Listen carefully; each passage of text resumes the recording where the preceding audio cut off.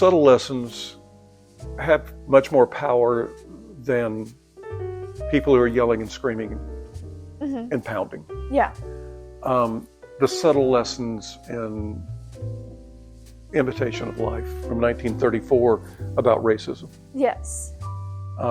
There were people who woke up. Yeah. Not everybody. No, not everybody. But they were woke up. But if they had made a movie that was shouting and screaming, no one would have heard. And so the subtle lesson that they taught moved us forward. The award that Hattie McDaniel got in 1939 for Gone with the Wind, that's a subtle lesson. It's subtle. And the way she gave her acceptance speech with such dignity and such grace, not blame, but with a hope that it would make a difference, that was subtle. Yes. And I think I've noticed with my own kids, when I shouted, they didn't learn the lesson. Yeah. When I subtly said something or did something without trying to get their attention is when they noticed. That's a good point. And in writing, I deal with social issues a lot, but I deal it in subtle ways.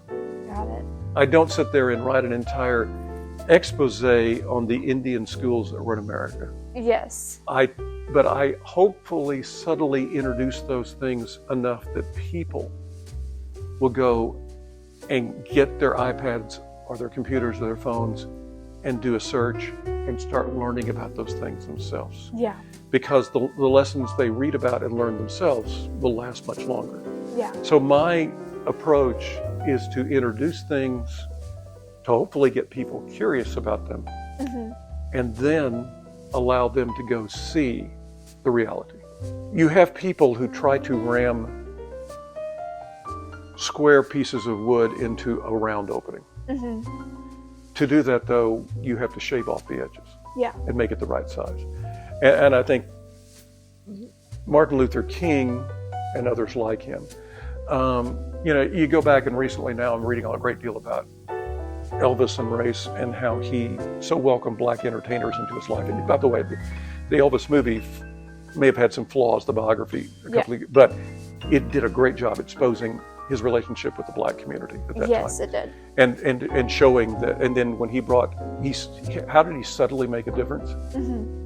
In 1970, in 1968, when the Comeback Special came out, there were black dancers on that show. Yes. He interacted with those black dancers.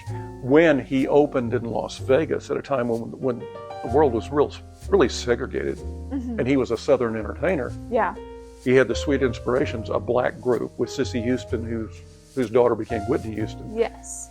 They performed behind him. Yeah. The original quartet that performed behind him was the Imperials, who had a Hispanic and a black in that Vegas show as well. Yeah. You had this person who was idolized in the South, who subtly made an impact. Yeah. And even in The Ghetto and If I Can Dream, which were both big hits for him, that obviously dealt with the black community. Yeah. If I Can Dream was inspired by Martin Luther King's Dream speech, Yeah. Which Presley, by the way, had memorized. Wow, I didn't know that. Yeah, even before that, they wrote the song for him. And two,